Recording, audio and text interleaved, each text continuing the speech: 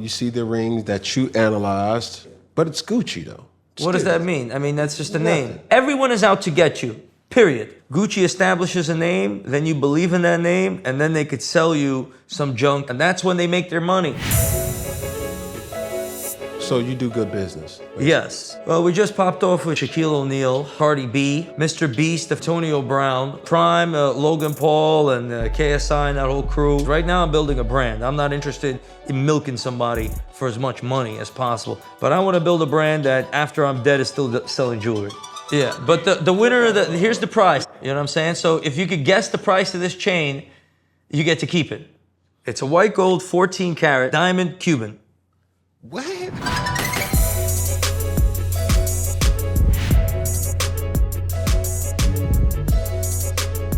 Yo, what are you doing? I'm giving you unbelievable content for the masses. And you just gonna keep it to yourself? Do me a favor, tap that red button right there, subscribe, and it literally takes no time. Try it and see what happens. Yo, what's good? What's poppin'? What it is, what it ain't, what it could be, what it should be, what it would be. I'm Cam Newton, the son, Mr. Boogie the All, coming to you with another episode of Funky Friday. And I promise to give good content for the masses, but most of all, I promise to keep it funky for your asses. Now, I am extremely excited for this episode because we're gonna unravel or get to the bottom of a lot of stuff for the culture, especially in this jewelry industry. I present the son and introduce the others. Maksud Agdejani, but you may know him as Trax or Trax NYC. Thank you for having me, Cam. It's a privilege, it's an honor. You know what I'm saying? It's so much that I want to talk about, bro. Right, well, what do you want to start with? First off, I mean, the resume, born in Azerbaijan. Yes. Right? Baku, Azerbaijan, yeah. Baku. One of the mother of my children is from Azur. Had a cool moment prior to the show because I called her to see if somebody was lying to see. Right. What language were you guys speaking? Russian. Russian. Right, it was part of the Soviet Union, and we came around the same time. I mean, how old is she? If you don't mind my asking. She's 37? Same age as me. So we came in 1993. Right, 93, 92. So is she Jewish? No. All right, because I came as a Jewish refugee. I don't know how she got here, but... So there was a war between Armenia and Azerbaijan at that time, which they restarted one reason or another, and that's why people were able to get out of there at that time. Is that your edge? Is that my edge? Like every time I talk to a refugee, right? Like they feel like that's their edge to like life, you know, in business and just living. And like, yeah, well, that was a life experience. You know what I'm saying? You're not starting out living in American culture. You're starting out living in a completely different culture. Then it's time to pack your bags. Shit hits the fan. It's time to pack your bags with your family and start again. And that builds character, obviously. Yeah. You know, whatever it takes is what really gives. And that was good, you know, in retrospect. That was a good experience. It puts you into perspective. Mm-hmm. So, 37 years old. Yep. Family. I have a sister and my parents, you know, and cousins. Personally. I didn't start my own family. I don't have any baby mamas. Damn, what you trying? I mean, there's nothing wrong with that, but I don't have any. I mean, you know, maybe I'm late to the game. Do you want to have a family? Yeah, absolutely. Absolutely. It's about time I'm late, like I said. But you got a lot of watches to tell the time. Yeah. Now, how did we get to this moment? If you had to go back, right, stopping where you at right now, or halting where you are right now, right. What age was you like, yo? You know, my glory years are just starting. That's the crazy part. You know, I'm not an athlete. You know what I'm saying? It's not like I look over my shoulder and remember when it was, you know, champagne in the locker room. You know what I'm saying? All of my was on the grind, battling these animals in the Diamond District, tooth and nail. You know, I'm building my name, and now it's coming to fruition. Now it's bearing fruit. Yeah. So now I have a company that brings in capital, and now I could go fly out to Dallas to see DJ Diesel or to come out to Atlanta to see you and do business, and you know what I'm saying? I have my money correct and so on and so forth. So, but in my 20s, I don't even remember where I was or what I did. I was on the grind, 12 hours a day.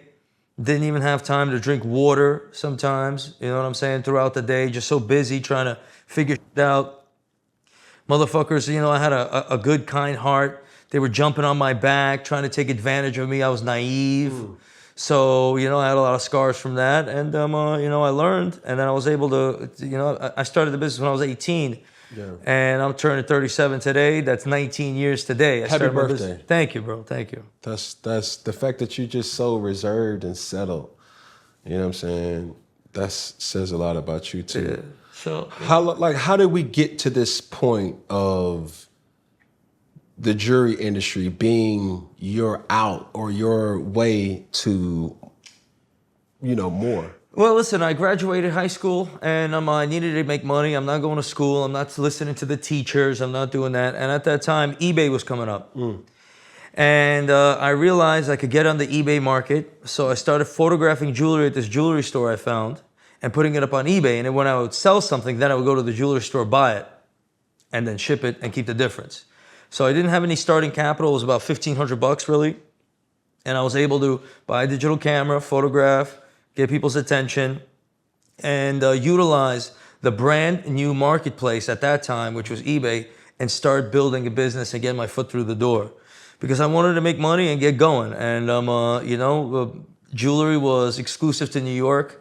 You could put it online. People around the country, you know, don't have access to the cutting edge of that stuff. And I was able to start that journey to build a life, you know, get my dollar. You know what I'm saying? That's really what it was. So at what age did it kind of make sense to you, right? Or who was doing it in a way that caught your eye like, yo, I can make money selling jewelry? Or to the point of I can turn a profit in this specific space? I didn't even think that I could. You know, I just tried it. I said, you know, let me try this before I go to college and get a C- average, you know, trying to make it through the day. Well, let me go and photograph this piece. I sold it. And then I realized I could do another one. I sold that one. And then I realized, all right, now it's time to take it serious, photograph some stuff, hire my friend to edit. And day by day, I was getting my, you know, if I believed in myself, I would have been $100 million strong right now. That was a wide open market. I could have made $1 million my first year. You know what I'm saying? But because I was pussyfooting around, scared, thinking, will I ever make money? Will I ever conquer this business? Will I ever make my name for myself? Doubting myself all the time, I played myself, essentially. So, but how?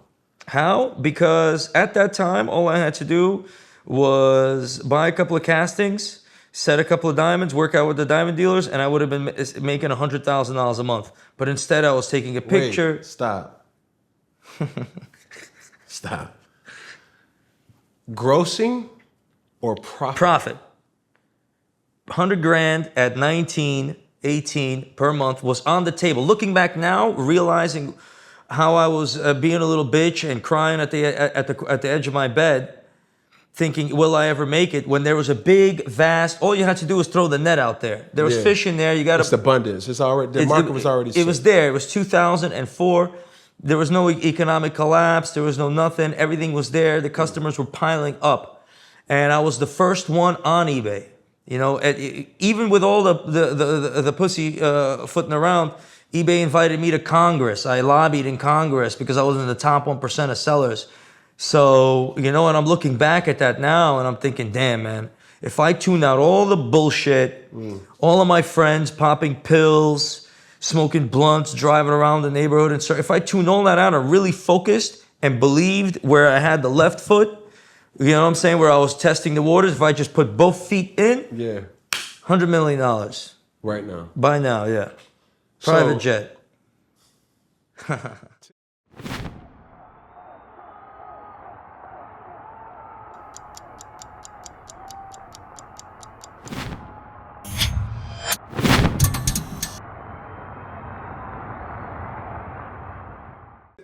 To that point, break down, because I'm really excited that I have a...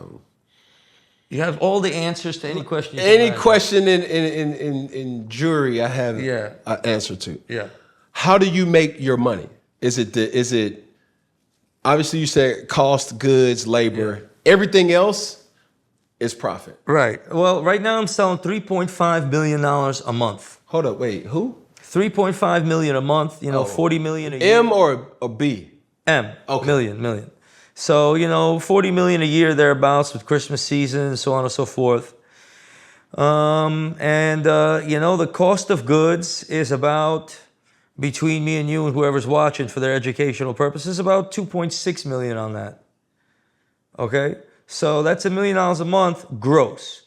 But, there's the rent, the advertising, and the salaries of 60 people. Hold on, check. And that's coming out to 600 grand. Check. 700 grand. A month. A month. So that's your overhead. That's my overhead. Okay. And the rest of the money goes into new inventory, more gold, more shit. But I was able to stretch that profit margin because now I produce. Before I was getting hit in the head, like I'm producing it myself. So if I was Honda, I would have the Honda factory, not the dealership. Yeah. You know what I'm saying? Because if you're just a dealership, your margins are nothing. So in more layman's terms, Yeah. if you're just a dealer, you don't make the money. If you're the plug, right, producing it, in different type of commodity, right, that's when you make the money. Yeah, you make double. You know what I'm saying? I mean, if sometimes the dealer or the producer has to get a dealer to distribute. You know what I'm saying? Like, if we'll use the metaphor on Scarface, which I'm sure you've seen. Yeah. You had Tony Montana, and then you had what was the other guy's name? I forgot. Back in Bolivia, the big producer that he in the end had him killed or whatever it is. That wasn't his friend? No, that wasn't his friend. I mean, does anybody remember the guy's name or whatever? So the guy in Bolivia, he was producing the powder, so to speak, and then Tony would be distributing it in Miami. Yeah. They were both making money. However, had he had his own plantations in Bolivia, he would be making more. Or that guy would have his own distribution, he'd be making more. So I'm more of the Boston George and Diego, Blow. Sure. Yeah. So when he first came on the scene, obviously it was just, he was getting served from somebody else, not necessarily the plug. Right. There's a scene in Blow where he's holding back the plug. George goes to Colombia to meet, as we know, Pablo Escobar. Oh, yeah. And then now he got, obviously, the graces from him. Right. So. Yeah, so I control my own operation on that end, you know what I'm saying? So I don't have any loose ends, I don't have anybody outside, but I have to share the money. That's where the expenses comes in. There's no way around it. I don't want to sit here, wake up in the morning, talk to clients and sell the jewelry and shit. So I just want to produce it and have sales guys, pay them well. People making 100, they're making 150 a year. They can make 200, grand a year working for me, guys that know how to do a fair business and keep their nose clean or whatever it is. So, and then you got to regulate and you got to know people. And, I'm saying that's the business. So I'm little by little expanding on that end and trying to make up for lost times. Yeah. Well, Ken Crowder spoiled milk. That's what we all know about life. Yeah. I think you knowing the mistakes or the hindrances that you had early on in your life, that has produced the person that we see today. Yeah. One thing that I will say is that I'm most intrigued about hearing your story right here is, who taught you about business? My uncle he made a lot of money even in the Soviet Union, and I seen that, and I believed that the money was out there. I just had a knack for it, you know what I'm saying? I just couldn't wait to get a product into the marketplace. You know what I'm saying? I had an itch for it, you know what I'm saying? I can't wait to get a product into the marketplace. And then I learned, and then Warren Buffett was when it all clicked in. That's when I realized I made all the mistakes that I made because I'm seeing what he's saying, and I'm like, damn, I should have just trusted my instincts. The market was there, everything was there. So, there's simple rules to follow in business, and if you follow them, you're just guaranteed success, essentially. Give me one of those simple rules. There was one metaphor that Warren Buffett and his partner, Charlie Munger, used. Warren Buffett, he's got $105 billion. He's one of the top 3, top 5 richest people in America, buying businesses, whatever. And, he tells a story. He's like, this guy comes in with a horse. It's a beautiful horse. He comes to the vet. And he's like, this horse is amazing. It rides well. It's an amazing horse. I just got one problem. Once in a while, it turns around and bites me. And the vet goes, the next time it stops biting you, sell it. You're not fixing that horse. Don't waste your time. You know what I'm saying? If you have a problem person that's having a problem or this and that, forget it. Move on. Don't waste your time. Get rid of them. Go on to the people that work and that everything is smooth. Even you're running an operation over here, everyone's a pro. No one's wasting time. No one's bullshitting around. You know what I'm saying? I'm impressed with everybody here. I'm analyzing the operation, right? And you figure that out, or whoever you're doing business with or whatever it is. But if someone's wasting your time, that's something. I was like a therapist. Oh, this person, give him a chance. Oh, come on, correct this behavior. Why are you falling? Why is this falling through the cracks? Fuck all that. If someone doesn't know how to get their shit together, goodbye. Right away. Just that easy. Keep it moving. Keep it moving with the right people, the right team. Because one lesson I learned, and it was like an extraordinary lesson, the situation I was in. That when I realized, I'm like, what am I doing with these fucking people? Yeah. You know what I'm saying? I had a letter coming from American Express. I was behind. I was in debt. I was all fucked up. A letter comes in and says, hey, you sell a lot of volume on credit cards. We'll give you $700,000. Some employee of mine saw that letter, crumpled it up, threw it in the trash. Said, fuck $700,000. Fuck Max. I want my paycheck on Friday. I'm out of here. Another employee walked past the trash, saw the letter in there, took it out, got me the loan for $700,000. That's why I'm sitting here today with you. So think about the two different people I had in my life. One took me and put me in the garbage, and one took me out of the garbage and put me on top. So what's the point of having people that are going to put you in the garbage around you? That's my fault. You know what I'm saying? Get rid of them, get them out of the game, get them out of there, put them out with the people that want to fuck around. You know what I'm saying? Drop it, this, that. And that's it. You got to, and when you look in the face of it, that rule seems so simple. Yeah. Why would you want to throw a ball to somebody who's not going to fucking catch it? And then go in the locker room and tell them, yo, bro, you got to do this. You got fuck all that. If they're not going to catch it, get the fuck up out of here, bro. I'm throwing it to that guy who's consistent. Don't waste your time. You're not fixing them. You're not doing none of that, especially in business. That was just one of them. You know? I would love to see the rest of those damn things. Let me tell you something, Max. Bro, that shit was so plain. Because there's so many times in life we hold on to what could be. Right. Rather than the be is happening every single day. Accept the facts. Accept what it is. Yeah. How many times until you just say, you know what, cool. Yeah, of three, three strikes, bro. I mean, you know what I'm saying? You give a person a second chance or whatever it is, and you give them another chance, but if they're not cutting it, now they're wasting your time. You're looking at them, you might have pity and you might have a warm heart, but they're going to take advantage of that, and you don't even know it. You're thinking you're giving a person a chance, but in the back of their mind, they're saying, oh, okay, he's letting me slide. I'm going to fuck him over again. Yeah. And when you realize that, that's when you get angry to kick him out. You know what I'm saying? Get him the fuck out. Get out. Yeah. So let's get into the clientele. Right. Which one or which client gave you the opportunity to be who you are today? I mean, Busta Rhymes was, my best client and my favorite client. That was just recently. But I made him a massive chain. He hit me up. This Cuban link? Yeah. That's you? Yeah, that's me. Everybody in the world knows about that Cuban link, that monster Cuban link. He hit me up, and off of something weird that happened.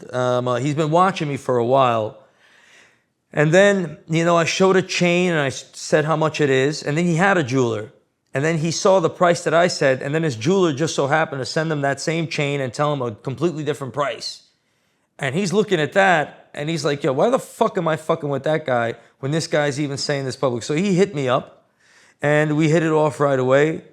And, I stopped by, and he stopped by, and we were chilling, and we were going to the club, and we were doing all sorts of crazy shit. Shout out to Busta Rhymes. And we were on the phone for, we just had we just clicked, and I had to come through for him, and I did. And this was how long ago? This was months ago, really. I mean, I don't even remember at this point. But early on in your career, I'm Early on. dating back like the 18-year-old. Yes. Right. Diddy did something with me, but I dropped the ball on that and he never spoke to me again. Because these guys... You was the person that got kicked. Yeah. Well, these guys, you know what I'm saying, with people at the top, they follow that rule. Like, they don't even give you a half a second chance. You know what I'm saying? They're like, if you don't please me just this or on this and that, done, out. You know what I'm saying? Any big celebrity, any big person, if you fuck up that first one, then, you know, they're not going to do nothing. But I was a kid. I fumbled it. He was doing some business. He did some for a Sweet 16, and the product wasn't what it was supposed to be because I was relying on other fucking idiots, and I didn't trust my instincts. I looked at the product. I'm like, yo, I don't think I should really give this to him. But then, you know, I closed my eyes, and, you know, and I said, you know what, let me just go for it. No. There's no going for it. And then I lost a client and I could have opportunity to fucking do something crazy, but I was in 19, 20 and shit. And then there was other opportunities there along the way, but I was already on the back foot at that point. Yeah. I'll say this, and I'll share this with obviously the viewer. Miles Monroe has this quote that says, God doesn't bless you with the things that you pray for. God blesses you with the things that you can manage. Yes. So you think anybody, you could change, you could be an athlete, you could be a real estate agent, you could be a whatever, entrepreneur. Right. You're not blessed by what you ask for, you're blessed by what you can manage. In some cases, you know, I don't want to speak on the operation, but from my personal point of view, God blessed me with absolutely everything in every way, but I didn't take it off the table. You know what I'm saying? And so whose fault is that? Explain that, taking off the table. Again, I mean, you know, it was all there. I had the instincts, I had the know-how. Yeah. And, you know, if I maintained faith and focused on that, you know, I see in hindsight, like I said, everything was on the table. There was nothing else, you know, God's not going to make you a cheese sandwich. If you have already bread and cheese, you're on your own. You know what I'm saying? You can't ask for anything else. You know, there's people out there being born, you know, without arms and legs. There's people on the front line of a war. They're the ones who should be asking for things. Yeah. You know what I'm saying? How am I going to ask? Because I was born smart, and my parents, I had two parents in my home. They brought me to America. You know, I had the intellect to do business. I was timed to the market perfectly. The market was there. I just had to keep my head down. That's it. I mean, what else can I ask for? You know what I'm saying? So, in my point of view, the blessing was there, and it was up to me to make the most of it as I saw fit. And the mistakes I made were, you know, with doubt and with this and with that, and I had to learn from that. I'm not going to make that mistake again. Perfect. So, before we get into the game, list off some people that you worked with in the past. Well, we just popped off with DJ Diesel, Shaquille O'Neal. Antonio Brown was a lot of fun. AB. You know, we had a bunch of other people. Cardi B. Cardi. All right, a lot of athletes. I'm not a pro with the athletes and their names, unfortunately. You know, I'm a slacker on that end. Mickey, you know, what are the names? Gary Trent. Yeah. Gary Trent in the NBA. Yep. Mr.Beast, a fantastic client. He's still rocking with us. Prime, Logan Paul, and KSI and that whole crew. Yeah. So a couple of cool people, essentially. So you do good business. Basically. Yes. You know, you have to, when you have a client, you got two options. You could milk them for as much as possible right then and there, or you could make less money and then keep them and hope they come back around and come back around. That's also your two options on how you handle that or find the balance of whatever it is. Right now, I'm building a brand. I'm not interested in milking somebody for as much money as possible. Some people take that route. Yeah. But I want to build a brand that after I'm dead is still selling jewelry. You know? Sure. Like Cartier. Who started Cartier? Who started Rolex? Who started Audemars? They're all dead. Generations ago. But because they built the company the right way, the company outlives them. So that's a big deal when you're starting a brand. And I just want to build a brand that's going to outlive me at this point. So you mentioned somebody about, you know, AB. Yeah. A good friend of mine. Yeah. Right? You know, something that we've seen in news in the past, he sold a Richard Mille, a fake Richard Mille. Sure. Right? Right. How does this even happen? Right. He probably bought it and someone fucked him over. Probably. You know what I'm saying? Some jeweler, you know, he's a trusting guy. You know, I'll tell you about AB. You know, like the hospitality is a really nice guy. Mm-hmm. He's you know, a pro athlete. Super Bowl touchdowns, whatever it is, and he's paying me money and letting me market his name and his brand. So he's buying something, right? He's just paying for materials. So it's a really, really good deal. He's not milking me. He's not greedy. He's letting me rock in his house and put his image out there where, you know, it could cost $500,000 to do what he did for me. Correct. But he's paying me.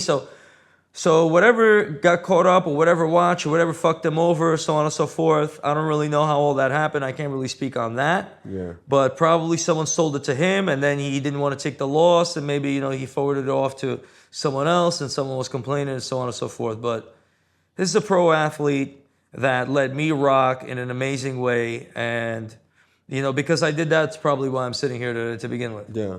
But even then, it's so... I'm always asked why I don't wear jewelry. Jewelry meaning diamonds. Right. Right? Now, you see the rings that you analyzed. One is gold-plated brass. Yeah, that's what it looks like. Right? But it's Gucci, though.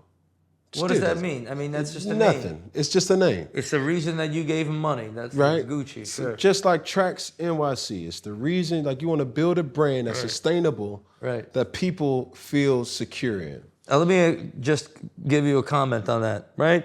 Gucci establishes a name, then you believe in that name, and then they could sell you some junk and say, you know, and that's when they make their money. You know what I'm saying? That's really unfortunate.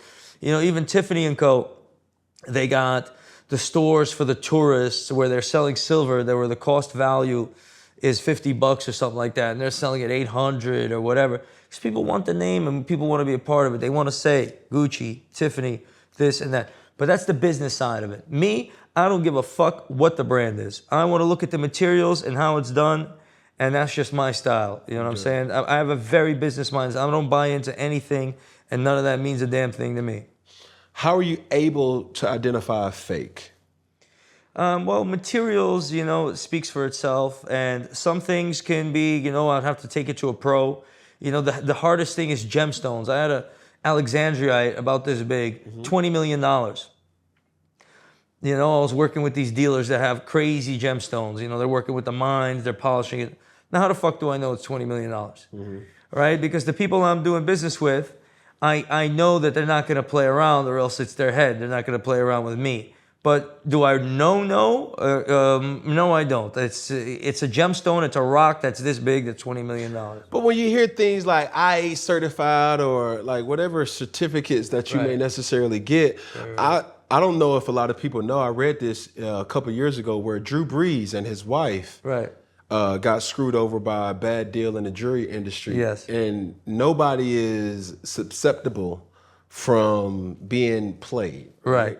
You know, when people think about, especially in football, when you think about Drew Brees as a stand-up guy. Right? You got to have a good Drew Brees. I don't know who he is, to be honest, but you got to have a Hall good... of Fame quarterback, New Orleans Saints. Oh, my bad. No. I thought he was a jeweler for a second. No. He got played. He got played. Yeah, he got... But when you trusted the wrong people, bro, you bought into the hype or something. They put on a dog and pony show. Yeah. And, you know, he bought into this or he bought into that. And sometimes these people get played and they get a sour taste in their mouth because they're choosing the wrong people to do business with. But that's it. that right there, before we get into the game, how do you choose the fake, the phony, the fraud? How do I choose? Like what? Like, give me Max's mentality in any type when I'm fucking around in the Diamond District, you know what I'm saying? When I'm walking around, give me the cost price. You know what I'm saying? Give me the information, the carat weight, and this and that. As soon as somebody starts telling me a story or telling me a song and dance, this. Like right now, I mean, you know, I'm glad you brought it up. Somebody sold me black diamond earrings or black diamonds because I'm going to turn them into earrings for more per carat. I'm even going to say it was 300 or 400 a carat. And black diamonds are cheaper, okay? And I'm used to paying 150 per carat. I fucking called this guy up. I'm like, yo, bro, why are you billing me? Because my staff is going in there to pick up these stones or whatever it is. Why are you billing me 400? He's like, oh, ours are double coated. Ours are this. I'm like, you fucking playing games with me, bro? telling me a story about this, about that? Are you sure you're not just taking advantage of my employees that are coming in there ordering things and you're thinking, let me make a couple extra $100? Because if you are, it's your fucking head. You know what I'm saying? So for me, I mean, any story or any of that bullshit, that's really what it is. Fuck all that.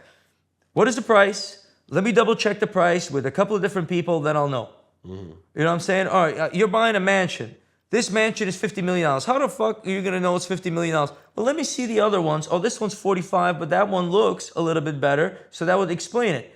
But then if you see a mansion for $20 million that looks just as good, then you're realizing maybe something's not on the up and up, right? You know, so it's up to you to decide. Someone gives you a price, you double check, you pick who you like to do business with, and you do business. You could do business based on price, or you could do business based on product. You know, on how you like the business person that's giving you service and so on and so forth. But yeah, everyone is out to get you, period. You know what I'm saying? They're out to get you. Oh yeah, you want to, you know what I'm saying? You're MVP, or you got this much, or yeah, you got paid that much in that contract. Yeah. Me too. I'm going to, you know what I'm saying, tap in, bro. You know what I'm saying? I want in on that. Yeah. You know, that when you're in my business and you're dealing with that, you realize there's not as much love in this world as you think. You know what I'm saying? They're waiting for an opportunity, or they want to claw at you, and they want to get you for some money, or they want to do this, and want to do that. You know, I'll say it like this so you be perspective. Cam Newton or this and that, fuck all that. I just want to make more money, and that's it. And you know, you could show it, you could take the mask off, and you could say, I'm going to do whatever I can to do this and to do that and to do this. And people will never do that. They'll sit here and they'll smile. Yeah, wow, here, there. But in the back of their mind, you know, they're chasing dollars, bro. So when someone comes around like your boy and they see him, they're a target. Richard Mills, you could sit here. If I fuck this guy over, some of these guys, that people that go to business with these people, I don't want to mention their names because I don't want to kick anybody down a flight of steps right now, but they're sitting there and they're like, oh yeah, you want a $400,000 watch? Well, I could take a risk. Is this guy ever going to check his shit? Maybe. I'll fucking give him a $50,000 watch for $400,000 and I'll make $350 and boom, I'll flip that $350 and I know I'm good. If he comes back around or there's a 30% chance he double checks, there's people walking around like that right now. So that is a very big game. And some of the people in the Diamond District, the way they took advantage of so many people and got away with it, it's fucking crazy, bro. And the people still line up to do business with them because they don't know what the fuck they're doing. You know Let me ask you this. I like your energy. Thank you. But I'm about to ask you something that may ruffle your feathers. You're not going to ruffle my feathers, bro. You sure? Yep. Have you ever fucked somebody over? Have I ever fucked somebody over? Maybe a diamond dealer that I paid slower, but he made millions of dollars on me. This one jerk. A client? A client? No. But why though? But why? Well, because you're speaking about something that's like, yo, like you got a lot of insight, and I'm receiving that, and obviously the viewer will receive I'm going to tell you a story before I answer that question. Hit me. One time, you know, Jay-Z wore black diamonds to the VMAs one time, years ago. And it turned into a black diamond craze. Everybody wanted black diamonds. It's funny because we just mentioned black diamonds. And black diamonds are cheap. But there's an opportunity, Jay-Z wore it. Nobody knows how much. You know how much a fucking black diamond is, bro. You don't know. You know, it's up in the air. That's an opportunity for me to make money. But guess what? This guy comes in. He was a vet, came in uniform from Afghanistan. Just got, you know, finished up, right? And I look at this guy, and a black diamond chain at that time cost me around $2,200. And I see this guy, I'm like, yo, I'm in the Diamond District, I'm doing business, making money. This guy's in the front lines. Let me be a little bit of a patriot. He's asking for this black diamond chain. Let me give it to him for $2,400, which is really, you know, $200 above my cost. Correct. But with expenses, I'm losing money. He looks at me and he's like, $2,400? This shit is fake. My boy just paid $8,000. You're trying to sell me fake shit. Hold on. 2,200, and he says somebody just paid 8,000. Yeah, so my shit must be fake. So because his boy got ripped, got, he's thinking my shit is fake. You see how backwards the world is? So if he walked in and I looked at him as a fucking target and I told him 10,200 and he knocked me down to $7,900, You're still making a profit. and I would have made $6,000, he would have been happy. But because I honored him, he was unhappy. You understand? And that's when I realized I'm a fucking idiot. You know what I'm saying? I'm not a sales guy. That's why I got sales guy. Let them make the profit margin. Don't get greedy with the customer. Let's build a brand. Let's do something for real. And that's it. And that's how I handle it. On my own selling, I felt sorry. What the fuck am I doing? Feeling sorry for a guy in Afghanistan. Fuck him. You know what I'm saying? You know, put 6,000 on top, quadruple your money, keep it moving. And if I did that, he would have been happy. But that's the crazy part. You know what I'm saying? And I hope he remembers me. So I hope you're watching right now, bro. Salute. But this is the thing. This is the thing. To your point, this is my biggest issue with humans as a whole. Yeah. The culture, Right. would say, Birkin bag, Richard, this, all that. Right. The going rate for an average Richard meal is what? The cheapest Richard meal that you can get factory. What factory? I mean, they go down for the cheaper, older models, 130, 130. Yeah. We're talking about 130,000 out of $130, correct? Yeah, 130. 130,000. Yeah. So as far as, let's go to purses, because the Richard is for the male. Right. Or let's say Rolex, like a Day-Date, or a Date Just, or a Sky Dweller. Is the average price for that is? You could go, I mean, the Date Justs are, 10,000 around 10,000. there. So that's two examples that I want to use for the males. Right. Now for the females, a Birkin bag. Are you familiar? Yes. How much does a Birkin bag cost? I think they go for like 50 or somewhere around there. 50,000 or 50? 50,000. Everything is in thousands Okay. on the top. when Thank you talk so about- much. So Right. $50,000 bag, right? What's more important? Having a Coach purse that has $50,000 in the bag, Right. or a Birkin bag that is worth $50,000 but only have $50 in it. Right. It's even better. Fuck the Coach bag with 50,000. Buy 50,000 in Apple stock and just chill out for a couple of years, and you know what I'm saying. But you'll never see your money. It's up in the air somewhere in Apple, but it'll come back to you 150. But now it comes back. What are you going to do? Buy a Birkin bag again? I mean, it's a game. Money's a game. You could have it now, or you could have more later. You could tighten your belt. You know what I'm saying? Or whatever it is. If you want to have that image, that look, you might want to get that Birkin bag because that's going to get you the look that you want. But the people that are supposed to be buying Birkin bags for $50,000 are the ones that have money to burn. Period. That's who it's for, right? You have $50 million. You already have, a $10 million property paid off, 3 cars in the garage, and now you want to get your shorty a bag, sure. But you want to look like that guy, or the girl wants to look like that girl, then she wants to spend everything on that, and that's where the game begins. But people got to make their own choices. People in my culture and in my background, they will eat rice and water, and that's it. Forget about Birkin bag. And they will eat it, and they will roll that money, roll that money, roll that money, roll that money, and sometimes they'll die, and then their kids will get the Birkin bag. The proceeds of the hard you know what I'm work. saying? Because they already get used to it. Some people that are so hungry, you know what I'm saying? They're like, I lived 30 years of my life without it. Now what am I going to do with it? Maybe they'll buy themselves something nice. Maybe they won't. But they're already trained their mind to be so conservative with the money that by the time it's time to enjoy it or you have it already, it doesn't even matter. The habits set in. Yeah, I like that. Let's get into the game, man. Here we go, Trax. Let's put your knowledge of gyms to the test, and we're gonna play The Price is Right with Trax NYC. Okay. All right. I will show you an image of some very famous jewelry. Okay. Guess the retail price. Right. If you are close, you get a point. Okay. If you don't, you don't. I look like an idiot.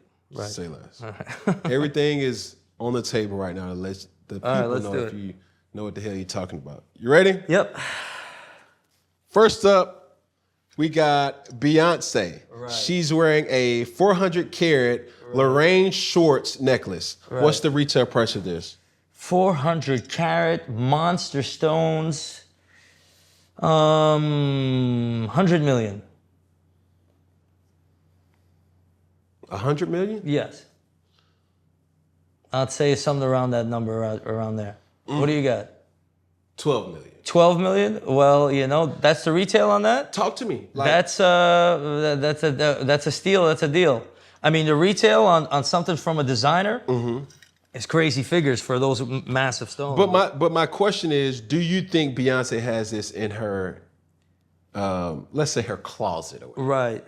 They usually work out a deal to have them wear that, or they could pay them. Everybody has their own individual deal. You know, but usually Van Cleef and something like that, those things can be, with those are massive diamonds, 400 carats. Yeah.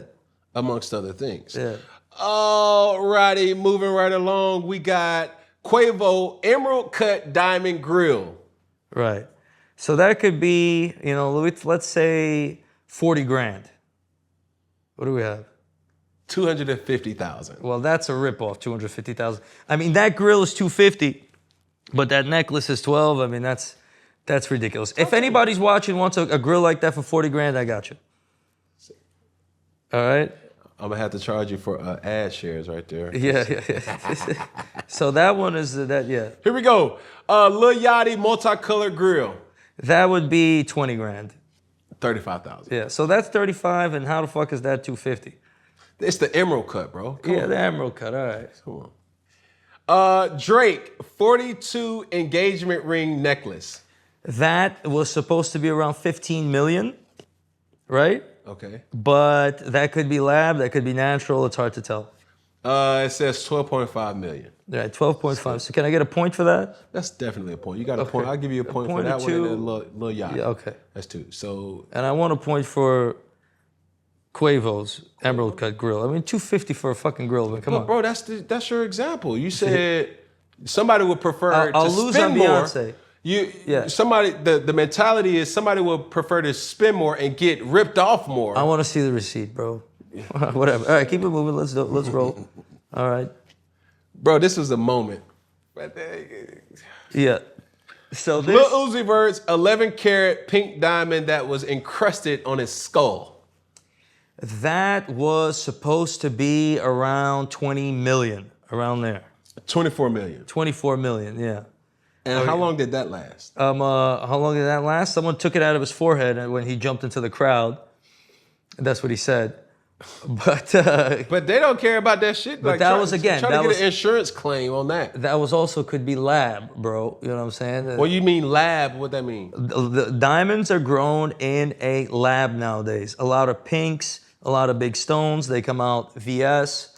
So, you know, a diamond forms in the ground because it's so hot and there's so much pressure. But now, in the years 2023, you could recreate those conditions in a lab, pop out with a diamond. And again, a lot of people got God out there, bro. You know what I'm saying? You're selling something to Uzi for $24 million, supposedly. How much did it really cost? Yeah, you know what I'm saying? Do you want to make, $23.5 million right now or not? Off of one sale? Fuck Little Uzi, right? You know what I'm saying? That's what the him off salesman would say. Push him off the side of a building. You know what I'm saying? That's some people think, but people don't believe that, but that's on them. You want to get ripped, you want to get robbed, that's on you, bro. You know? But I know he didn't pay no $24 million on that. He's good. He's Gucci. Let me see the certificate, Little Uzi. Prove me wrong. It was big news. I remember. 24 mil 24 mil. on my forehead. Uh-huh. Last but not least, you got that right, by the way. Right. Slick Rick gold chain set. Right. Slick Rick. You and Slick Rick kind of got like the same little thing going on. Yeah. Well, that's, he put his money in the right places on that end. So that look, let's say it's 150. Quarter mil. A quarter mil. Okay. 250,000. 200. I give you that one too. Okay. So out of 6, you got 5 right. Right. But remember, Beyonce's necklace is $12 million. It makes a lot more sense for that to be $12 million than it does for Little Uzi's one stone to be $24 million. But we're not going to talk about it. All right. But No. Keep me there. Yeah. Do you- But the first winner, off, hold on, here's hold the on. prize. Do you Since see I this? lost a point, there's a winner in here. You know what I'm saying? So if you could guess the price of this chain, you get to keep it. That chain. That chain right there. Can I feel it? Yes. You want me to put it on you or No, this is not my steez. not your steez? $3,000. Oh, come on, bro. How are you going to hit me with 3,000 for this, bro? 3,000. Because first off, this looked like it's heavy. Yeah. It's a white gold 14 karat. How about I give you 6,000 to take the chain back, bro? You know what I'm saying? The chain was about 50 grand. This chain is? Yeah, this chain is about 50 grand, bro. It's a diamond Cuban. What? Hold on. This is 50 grand. Let me show you. Cam. Give me this for a second. If I took this and put this on my teeth like this, then you'd say it's 50 grand? No. Well, you know, your little Yachty's, his grill cost 40 or 50 or whatever he said, right? Correct. So I could make how many grills out of this chain? 4. Yeah, 4 or 5. So, you know what I'm saying? That's the way you could kind of measure it out as far as materials is concerned. Yeah. But this is my gift to you. Maybe give it to some of your friends or whatever it is, if it's not your Steve. No, I'm definitely. I don't give a gift away, bro.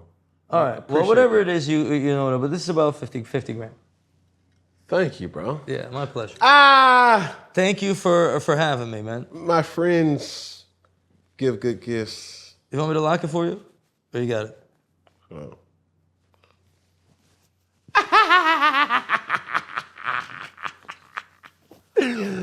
Oh, out of respect, I'm gonna keep it on for the rest of this doggone show. Hold on. Do I got it? It ain't fake, is it? Nah, my brother. Come on, bro. Don't do But don't talk do to me. This is where I want to call who's got it and who's don't. Right. Right? Right. How many of your clientele, out of 100% of your clientele, right? So that number could be discretionary. How many of them really have the capital to pay, or is it payment plans? Right. No, they about 50% should be buying jewelry. Maybe the other 50% they could have been better off without splurging. I'll be honest. Okay. You know what I'm saying? But 50% of them, some of them are business owners. When you buy a plain Jane watch, you keep the value. When you're buying gold chains, it doesn't matter if you spent millions of dollars on gold. You could cash that in at any time. Gold is not a luxury product. Gold is just a transfer of value. You know what I'm saying? If you're buying acres of land, it's not because you splurged on acres of land. You still have the value in the acres. You just transferred your dollars into a different type of value. So you have to learn how to play the value game, period. Whoever's watching this, if you don't know how to play the value game and how to move your money around, you're going to be subservient to people who do. Give you an example. Free game, right? Right. Bought to you by Boogie himself. Right. What is this? A cup of water. If I take this cup of water, right, and I go into the airport, will this same cup of water right, be the same price? Yeah, water should be free and available to everybody. But if I go buy some water, right, it'll be different value. Okay. Different value. If I take this same cup of water to the Sahara Desert, let's say, and go into my kitchen to get it, how much would this water be? Free. Free. Right. If I take this same glass of water or the amount of water, and I try to go to a football game, right, it'll be different dollars, $10, some shit. Moral of the story: find the value in a place. Yeah, and here's the other moral of the story: if you take this cup of water to someone who's dying of thirst, they'll give you everything for it. Even their life. Right? Yeah, they'll give you everything or whatever it is. So And one other thing I tell people, right? You know what I'm saying? Like a Warren Buffett, he's about 93 years old, is worth $105 billion. And young people watching this, how much of that $105 billion would he spend to buy more years of his life? 10 years of your life? Probably a lot of it, right? So think about that. You have a value of billions of dollars of life. Just don't waste your time, you know what I'm saying? It's the value in it. It's what it is. If you put things in perspective, you're going to keep it moving and you're going to be successful. But if you're not, then... I love it. There's so much that I want to talk to you about, bro. I appreciate that, man. Matter of fact, before we get... It's only right, though. Right. Talk to me about Mr.Beast, bro. Yeah. How did that even happen? It's really two things. Right. I forgot to mention... Not only are you a businessman or entrepreneur, you're an actor too. Right. We've seen you grace the movie screens and the Uncut Gems with Adam Sandler. Yeah. And then obviously that with Mr.Beast. Right. Talk me through the movie first. The movie, you know, they needed a jeweler to play this scene with Adam Sandler, which they couldn't find a person that actually looked like a jeweler. Was that your shop? There was a scene in my shop as well, but they shot it on a soundstage in Long Island. So, you know, I was there with Kevin Garnett, on stage with him for a couple of days, and Adam Sandler. And that was an amazing experience. I mean, this guy was really, really nice, particularly on set. Amazing guy, real humble dude. And they found me. I knocked it out of the park. I knew it was important for my business. So I knocked that out, and I rocked with that, you know? Mr.Beast. Mr.Beast, his team needed some gold. And, you know, any interaction, business interaction I have, I make the most of that opportunity. They needed some gold. I make sure I make the transaction as smooth as possible. It's a positive and interaction on their end. Then they come back for something else.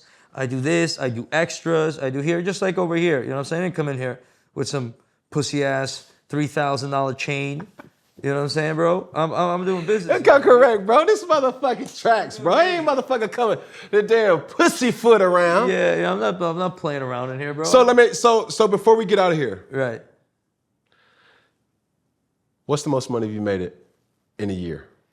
A couple of $1 million. No, we're not doing that. We're not doing that. We got to keep it funky here for the people. Right. Because I want to make content that empowers and impacts people to not use their system to cry. It's using their system to be empowered to grow. Right. So, I mean, I made a couple of $1 million. So, you know, I put it into more inventory and shit like that because I'm trying to grow my money and keep it moving. I'm keeping my head down. When I was a kid, I fucked up. I made a couple of dollars. I bought a sports car. I did this. I did that. And that cost me $50 million in the end, right? So I should have never moved out of my house. I should have never bought a sports car. I should have never even went to fucking dinner. I should have did the real deal, which is hard to do. Rice and water, and keep your money in the game until you can spend it and not feel it. Okay, that's really the thing to do. And it's hard because what are you living for? But you got to find that balance. And you don't know where that balance is? Be disciplined with the money. Keep your money moving and rolling, right? You want to spend 10% of your wealth. You don't want to spend it all on something that you have or whatever it is. And the richer you are, the more you could spend on jewelry to begin with. You got to accumulate wealth properly. So there's a book, you know, to your point. So there's a point, get this point across.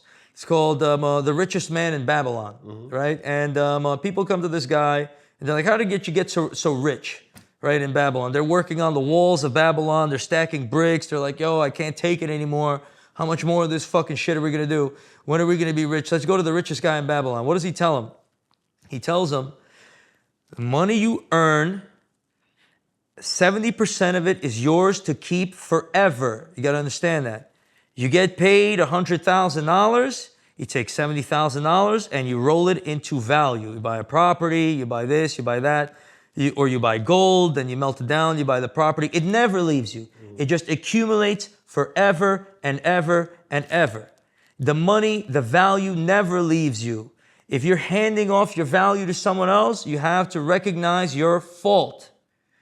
You know, everybody, but there's different societies. American society is not a saving society. It's spend, credit card, enjoy, live now, live today. And that's good. You get to live life.